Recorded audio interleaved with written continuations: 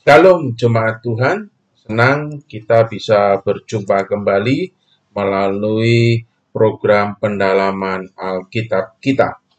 Dan pada kesempatan kali ini kita akan belajar bersama-sama di dalam Lukas pasal 3 ayat yang ke-21 hingga yang ke-38. Nah, sebelum kita akan bersama-sama belajar pendalaman Alkitab di dalam Lukas 3:21 sampai 38 ini, mari kita akan berdoa terlebih dahulu. Bapa yang ada di dalam surga, kami mengucap syukur pada kesempatan kali ini kami boleh kembali belajar bersama-sama melalui program pendalaman Alkitab online Gereja Isa Al-Masih Surabaya. Dan pada kesempatan kali ini kami akan mencoba belajar dan membahas dalam Lukas pasal 3 ayat yang ke-21 hingga yang ke-38. Maka kami berdoa memohon hikmat-Mu Tuhan, menuntun kami, menolong kami, agar kami boleh mengerti, kami boleh memahami, dan terlebih lagi kami boleh belajar dengan firman Tuhan ini, dan kami boleh bertumbuh di dalam kebenaran firman Tuhan, dan kami juga boleh menjadi pelaku firman Tuhan. Tolong juga hamba-Mu di dalam persiapan dan keterbatasannya, urapilah dan mampukan hamba-Mu ini untuk dapat membagikan kebenaran firman Tuhan di dalam pendalaman Alkitab online Gereja Isa Al-Masih Surabaya ini. Terpujilah nama-Mu Bapa, di dalam nama Tuhan kami Yesus Kristus kami berdoa. Amin. Nah, Bapak Ibu saudari sekalian, kesempatan kali ini kita akan membahas Lukas 3 ayat yang ke-21 hingga yang ke-38. Nah, Lembaga Alkitab Indonesia kita membantu untuk memberikan perikop di dalam pasal 3:21 sampai 38 ini ada 2 perikop, dan ini yang juga akan menjadi poin bahasan kita, yaitu bicara tentang baptisan Yesus dan juga silsilah Yesus. Nah, mari kita akan melihat bersama-sama ayat Alkitabnya terlebih dahulu. Lukas 3:21 sampai 38. Yesus anak Allah dibaptis. Ketika seluruh orang banyak itu telah dibaptis, dan ketika Yesus juga dibaptis dan sedang berdoa, terbukalah langit dan turunlah Roh Kudus dalam rupa burung merpati ke atasnya, dan terdengarlah suara dari langit, Engkaulah anakku yang kukasihi, kepadamulah aku berkenan. Silsilah Yesus. Ketika Yesus memulai pekerjaannya, ia berumur kira-kira 30 tahun, dan menurut anggapan orang, ia adalah anak Yusuf, anak Eli, anak Matat, anak Lewi, anak Malki, anak Yamai, anak Yusuf, anak Matika, anak Amos, anak Nahum, anak Hesli, anak Nagai, anak Maat, anak Matika, anak Simei, anak Yosek, anak Yoda, anak Yohanan, anak Resa, anak Serubabel, anak Sealtiel, anak Neri. Ayat yang ke-28, anak Malki, anak Adi, anak Kosam, anak Elmadam, anak Er, anak Yesua, anak Eliezer, anak Yorim, anak Matat, anak Lewi. 30, anak Simeon, anak Yehuda, anak Yusuf, anak Yonam, anak Eliakim, anak Melea, anak Mina, anak Matata, anak Natan, anak Daud, anak Isai, anak Obed, anak Boas, anak Salmon, anak Nahason, anak Aminadab, anak Admin, anak Arni, anak Herson, anak Peres, anak Yehuda, anak Yakub, anak Ishak, anak Abraham, anak Terah, anak Nahor, anak Serug, anak Rehu, anak Pelek, anak Eber, anak Salmon, anak Kenan, anak Arpaksad, anak Sem, anak Nuh, anak Lameh. Ayat 37, anak Metusalah, anak Henok, anak Yared, anak Mahalael, anak Kenan, anak Enos, anak Set, anak Adam, anak Allah. Nah, sampai demikian pembacaan firman Tuhan kita.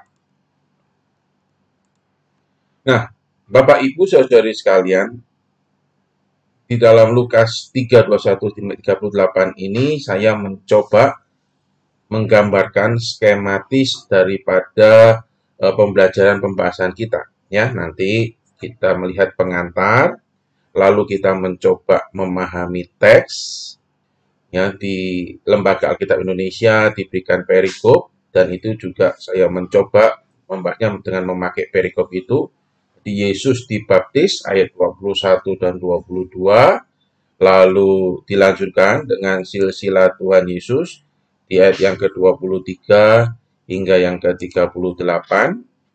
Lalu setelah kita bersama-sama memahami akan teks tersebut, kita juga akan melihat ya dari teks itu konteksnya, dan kita mencoba menjembatani konteks itu, yang dimana nanti kita akan melihat juga relevansinya di dalam kehidupan kita hari ini.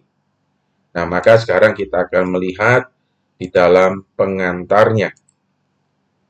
Nah, Lukas ini ya, pasal 3 ini merupakan bagian kedua Injil utama ini. Sebetulnya terletak dari pasal 3 nanti sampai pasal 4 ayat yang ke-13. Ya, di mana pasal 3 ayat yang pertama dan sampai ayat yang ke-20 itu dimulai dengan kisah Yohanes Pembaptis dan bagaimana Yohanes Pembaptis itu menunjuk jalan kepada Kristus, yaitu Tuhan Yesus Kristus. Lalu setelah itu diikuti ketika Yesus datang dan memberi diri dibaptis, ya. Itu disebut dengan pembaptisan Tuhan Yesus di ayat yang ke-21 sampai yang ke-22. Lalu setelah itu Injil Lukas melanjutkan dengan silsilah Yesus, yang dimana kalau tadi kita baca sedemikian banyak dari ayat yang ke-23 sampai 38 itu ditarik sampai kepada Daud, Abraham, dan bahkan sampai kepada Adam, dan diakhiri anak Allah. Dan lalu setelah itu diikuti di pasal 4 ayat 1 sampai 13 tentang bagaimana Yesus menghadapi pencobaan dari setan di padang gurun. Ya, jadi ini bisa digambarkan menjadi bagian kedua utama Injil dari pasal 3 sampai pasal 4 ayat yang ke-13 ini. Yang menarik kita lihat ya, Lukas menempatkan silsilah Yesus ini di antara baptisan Yesus dan juga pencobaan Yesus di padang gurun. Nah, dengan tujuan ketika Lukas mencoba menempatkan silsilah Yesus di antara kedua ini untuk memberikan penekanan dan memberikan gambaran bahwa Yesus ya dengan gambaran silsilah ini mewakili seluruh umat manusia ya yang sama seperti kita, yang juga adalah keturunan daripada Adam, yang dimana ketika Yesus juga dicobai oleh si jahat, apakah ia benar-benar anak Allah. Nah, silsilah Yesus ini juga dikaitkan kepada seluruh manusia, sampai kepada keturunan Adam. Nah, ini untuk menekankan tentang bahwa Yesus datang ke dalam dunia, mati di atas kayu salib itu juga untuk mewakili dan mati untuk seluruh umat manusia ya, keturunan Adam. Nah, seorang anak yang memiliki kualifikasi sempurna dengan bersandar sepenuhnya kepada Allah dan firman-Nya, yang dimana Adam pertama gagal melakukannya. Inilah bicara ketika Lukas mencoba menempatkan silsilah Yesus ini dengan ingin menunjukkan bahwa Yesus melakukan apa yang Adam pertama gagal melakukan. Maka akhirnya ketika Yesus dengan sempurna melakukan seluruh perintah Bapa dan bahkan menebus dosa, maka seluruh keturunan Adam juga berhak menerima hak waris anugerah keselamatan dari Yesus. Maka Yesus siap menjadi yang dipilih menjadi juru selamat umat manusia. Nah, ini hanya menjadi gambaran kenapa sih Lukas menempatkan silsilah Yesus itu di antara baptisan Yesus dan percobaan Yesus dengan tujuan agar untuk menekankan Yesus yang juga adalah manusia 100% ini adalah keturunan Adam yang dimana dia juga bisa mewakili seluruh umat manusia ya untuk akhirnya mendapat rekonsiliasi dengan Allah Bapa di dalam anugerah karya keselamatannya. Nah, sekarang kita akan mencoba memahami teks kita yang diberikan di dalam Selasa ini ya ayat yang ke-21 sampai yang ke-38. Dimulai dari perikop Yesus dibaptis di ayat yang ke-21 sampai yang ke-22. Nah, perikop Yesus dibaptis yang tadi kita baca itu mempunyai 3 poin yang penting. Yang pertama, Yesus menerima baptisan Yohanes yang dimana ingin menyatakan bahwa pesan Yohanes, khotbah Yohanes yang Yohanes sampaikan itu adalah benar, di mana setiap orang harus bertobat dan diselamatkan. Yang kedua, Lukas mencatat bahwa ketika Yesus sedang berdoa, lalu Roh Kudus itu turun seperti rupa burung merpati. Dan diikuti bahwa pengakuan dari Allah bahwa inilah anak yang kukasihi. Dan pengakuan ini datang di tengah-tengah sebuah persekutuan yang erat antara Bapa dan Anak yang melalui doa. Pengakuan Allah yang dimana menyatakan Yesus adalah anaknya, sesungguhnya itu untuk meneguhkan pelayanannya di dunia. Karena kalau mengacu kepada perjanjian lama atau PL di dalam Mazmur 2 menceritakan bahwa raja yang diurapi Tuhan dan ayat 27 bahwa anak yang dijanjikan yang untuk menjadi Mesias, di mana raja yang diurapi. Dan Lukas ini mencatat di 21-22 ini menjadi sebuah penggenapan nubuatan PL ya, merujuk kepada siapakah Yesus yang adalah anak yang dijanjikan dalam PL ini untuk boleh menjadi raja dan juga menjadi juru selamat. Nah, peristiwa pembaptisan ini meneguhkan juga pelayanan daripada Yesus, mana sebagai anak yang dikasihi, di mana memulai pelayanan dan menunjukkan otoritas yang dimilikinya, itu menjadi raja yang diurapi, yang menjadi juru selamat, atau juga dikatakan dengan Mesias. Lalu, Bapak Ibu Saudara sekalian, kita lanjutkan setelah perikop Yesus dibaptis ini, Lukas mencatat melanjutkan dengan silsilah Yesus di dalam ayat yang ke-23 hingga yang ke-38. Silsilah ya, menjadi suatu hal yang sebetulnya penting dan fundamental bagi orang-orang Yahudi dan di kalangan Yudaisme, di mana orang Yunani juga menyukai untuk mengetahui silsilah keturunan mereka. Ya, maka ketika Lukas ini mencatat atau menempatkan silsilah Yesus di dalam Injilnya, itu ingin menunjukkan bahwa pentingnya akan makna daripada keturunan Yesus untuk meneguhkan bahwa siapa dia, bahwa dia itu adalah Mesias yang dijanjikan di dalam nubuatan perjanjian lama. Nah, yang menarik adalah perbedaan penempatan akan silsilah antara Injil Lukas dengan Injil Matius. Kalau Bapak Ibu Saudara sekalian membandingkan, Matius itu menempatkan silsilah itu di awal Injilnya. Sementara Lukas menempatkannya di antara baptisan Yesus dan pencobaan Yesus di padang gurun. Nah, penempatan ini dengan tujuan bahwa sesungguhnya penulis yaitu Lukas ingin menjawab sebuah pertanyaan, apakah Yesus itu terbukti sebagai anak yang dijanjikan itu. Nah, maka Lukas menempatkan silsilah itu bahwa ya sesungguhnya Yesus itu adalah anak yang dijanjikan di dalam nubuatan perjanjian lama. Lalu yang kedua yang menarik ada bagaimana Lukas itu mengurutkan silsilah itu terbalik dengan cara Injil Matius. Kalau Matius dimulai dari Abraham dan seterusnya sampai akhirnya menuju kepada Yesus. Sementara Lukas membalik ya, dimulai dari sekarang lalu terus ke belakang bahkan sampai kepada Adam dan diakhiri dengan anak Allah. Ya, di mana Matius itu berhenti kepada Abraham, sementara Lukas kan terus sampai kepada Adam. Lalu diakhiri bahwa anak Allah. Ya. Nah, lalu juga yang menarik adalah perbedaan di dalam daftar nama-nama list keturunan itu antara Matius dan juga Lukas.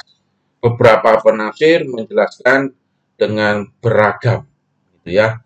Nah, itu saudara bisa melihat dan penjelasannya memang beragam. Namun yang penting adalah penempatan Daud, Abraham, dan Adam. Ya, di mana Matius juga menulis nama Daud dan juga Abraham. Nah, sesungguhnya kita melihat bahwa silsilah ini yang Lukas tulis ini ingin menekankan siapa Yesus dan kepada siapa karya Yesus itu ditujukan. Koneksi Yesus kepada Daud menunjukkan akan janji Allah, yaitu yang bicara bahwa Raja Israel yang dijanjikan, yang bagi keturunan Daud akan hadir, bahwa Raja yang memimpin dan membebaskan Israel, yang ada juga Mesias yang dari keturunan Daud. Lalu koneksi Yesus ditulis di Injil Lukas sampai ke Adam, itu juga bertujuan untuk menekankan karya Yesus itu ditujukan bagi seluruh keturunan Adam. Itu sampai termasuk juga saya dan Bapak Ibu, saudara-saudari sekalian, kan? Lalu ketika Injil Lukas ini mencatat tentang silsilah Yesus, Lukas memulai dengan penjelasan usia Yesus ketika dia memulai pelayanannya, sekitar 30 tahun. Ya, ingin memberikan sebuah gambaran bahwa Yesus memulai pelayanannya di usia sekitar 30 tahun. Cukup gambaran menjadi cukup orang dewasa, ya. Lalu juga setelah perkataan 30 tahun, dia juga menulis menurut anggapan orang. Tujuan penulisan ini sebenarnya Lukas ingin menekankan kembali akan peristiwa kelahiran Yesus yang ajaib melalui perawan Maria. Ya.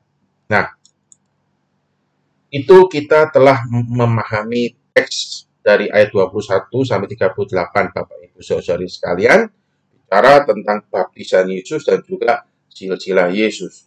Nah, maka mari kita sekarang mencoba menjembatani konteks dari baptisan Yesus dan silsilah Yesus itu sampai kepada relevansi dalam kehidupan kita.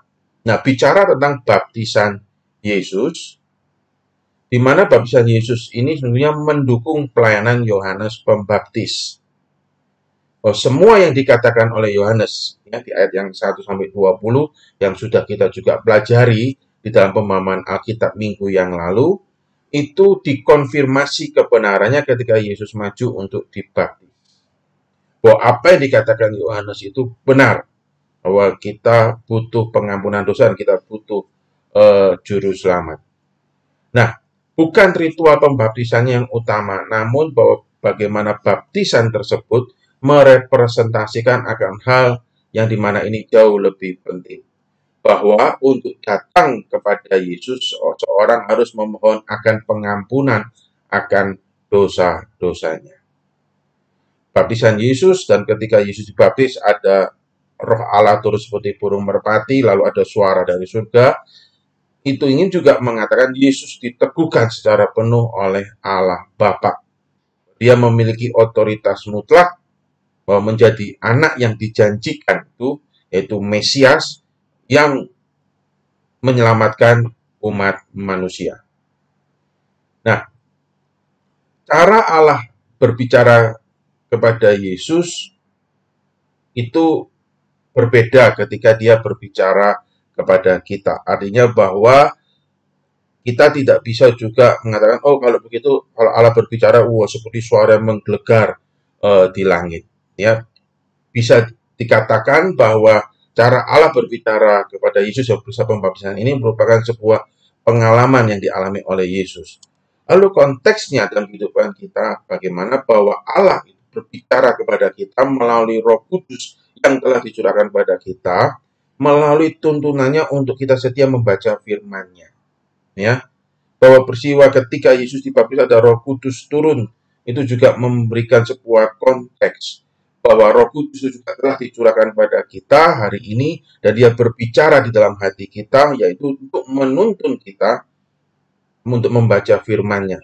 Jadi melalui firman-Nya itu kita bisa diteguhkan bahwa itu Allah sedang berbicara kepada kita, itu melalui kebenaran firman-Nya. Allah juga terkadang berbicara kepada kita melalui orang percaya di sekitar kita yang peduli kepada kita. Ya, dengan artian bahwa Allah juga bisa memakai anak-anaknya, umat-umatnya untuk juga berbicara kepada kita, menyatakan kehendak-Nya. Ya, jadi Allah bisa memakai orang-orang percaya mau percaya untuk boleh menyatakan kehendak-Nya. Maka inilah juga pentingnya sebuah persekutuan orang percaya itu tetap harus terjaga, ya, dan kita harus mempunyai sebuah persekutuan orang-orang percaya agar iman kita bisa terjaga dan iman kita bisa bertumbuh. Nah, terlebih lagi ketika di masa-masa pandemi ini, Bapak Ibu saudara sekalian, jangan sampai persekutuan kita dengan orang-orang percaya itu menjadi putus karena pandemi.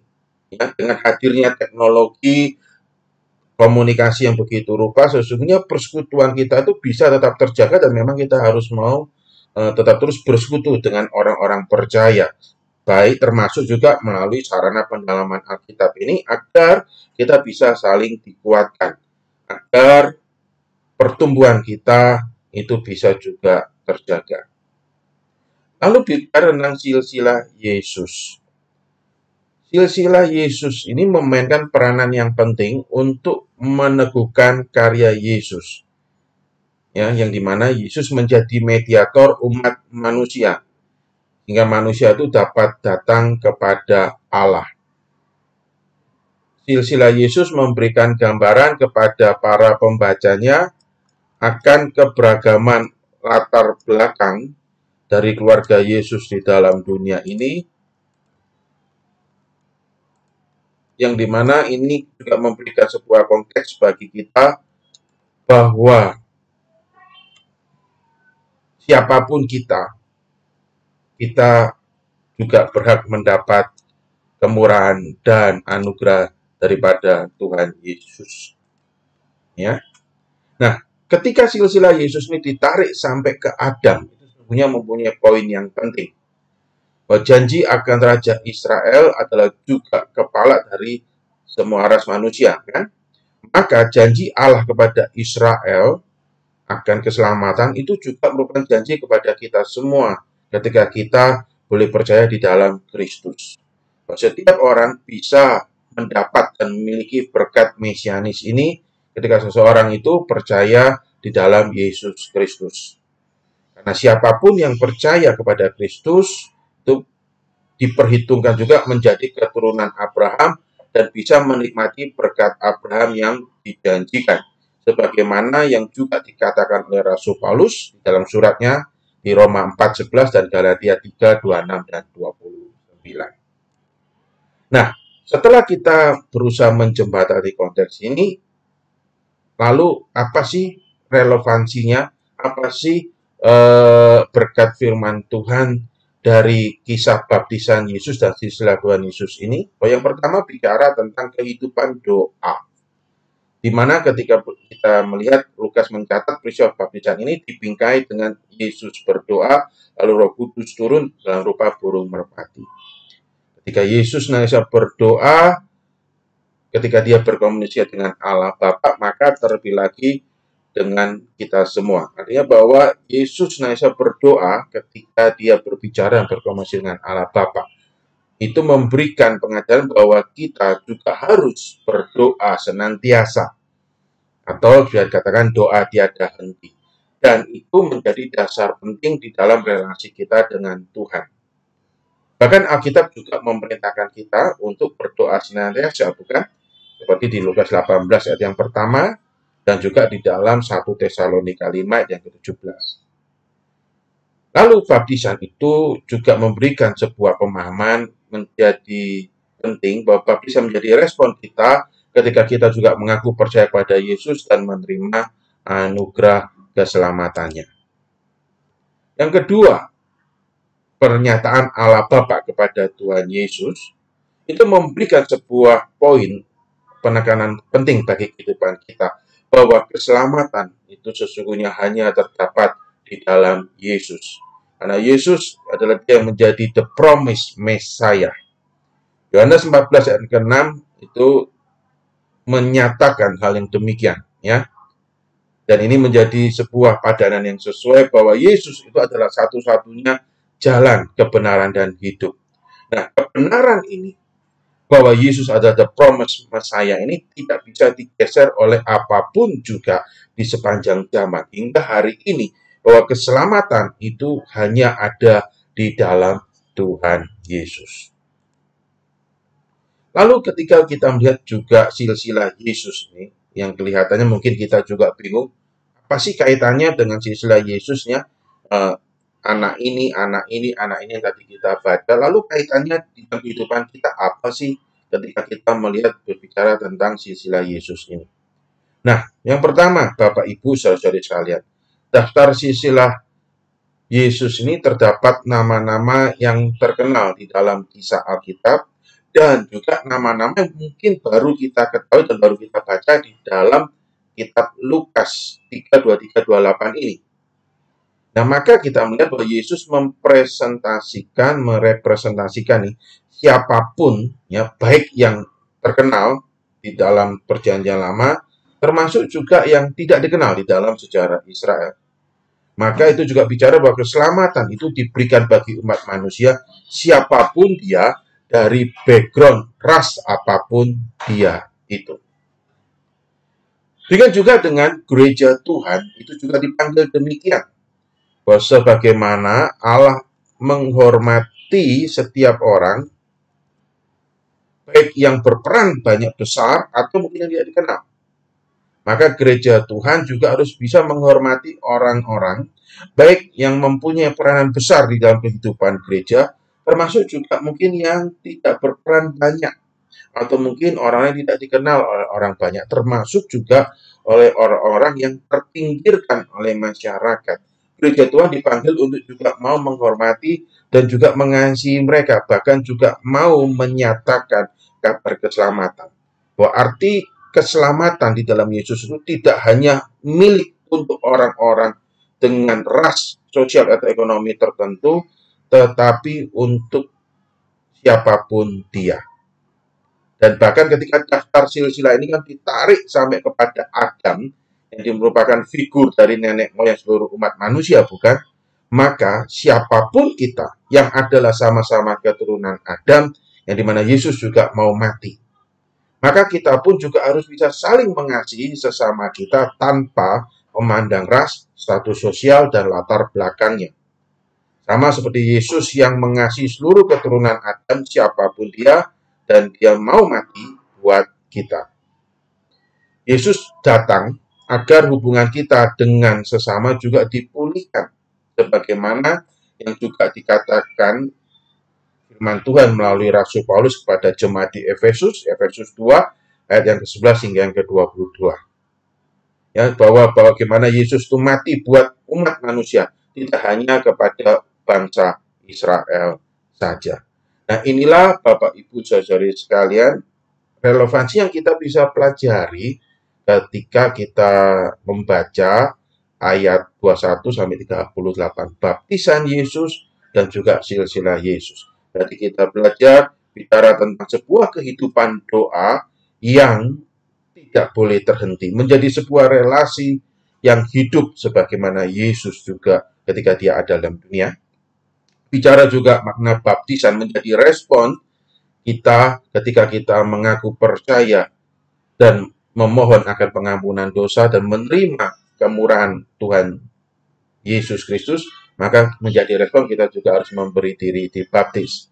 Lalu juga bicara tentang silsilah, kita bisa belajar bahwa Yesus itu hadir ke dalam dunia, mau mati kepada seluruh keturunan Adam. Tidak hanya untuk bangsa Israel saja, tapi untuk kepada seluruh keturunan Adam, termasuk juga kepada saya dan Bapak Ibu saudara sekalian. Maka ketika kita boleh menerima anugerah Kristus yang besar ini, siapapun kita, dari ras apapun kita, maka kita pun juga mau menyatakan kasih Kristus ini kepada sesama kita tanpa pandang bulu, istilah sederhana. Nah, biarlah pemahaman Alkitab kita di dalam Lukas 3, 21, 38 pada kesempatan ini boleh menolong dan memberkati kita sekalian. Nah, Bapak Ibu saudara-saudari sekalian, jangan lupa bahwa kita juga akan diperkaya ya di dalam pemahaman Alkitab ini. Ada lanjutan pemahaman Alkitab ini pada nanti, ya ini salah, pada nanti sore ya, tanggal 10 Agustus 2021 ya. Jadi pada nanti sore Bapak Ibu saudara-saudari sekalian, jam setengah 6 sore ya, jam 17.30 waktu Indonesia Barat, dan akan dilayani oleh Bapak Penatua Lindra Haryanto, dan ini dilakukan secara live streaming di YouTube channel gereja kita, Gereja Isa Al-Masih Surabaya. YouTube channel yang sama dengan pendalaman Alkitab yang kita dengar dan kita lihat sekarang ini ya. Saudara bisa ketik aja bit.ly/YouTube GIASP. Nah, demikian pemahaman Alkitab yang bisa saya bagikan. Jangan lupa Bapak Ibu saudara sekalian untuk mengikuti pemahaman Alkitab secara live streaming nanti sebentar sore jam setengah 6 ya. Selasa ini jam setengah 6 di YouTube channel Gereja Isa Al-Masih Surabaya. Nah, Tuhan Yesus memberkati kita semua. Amin.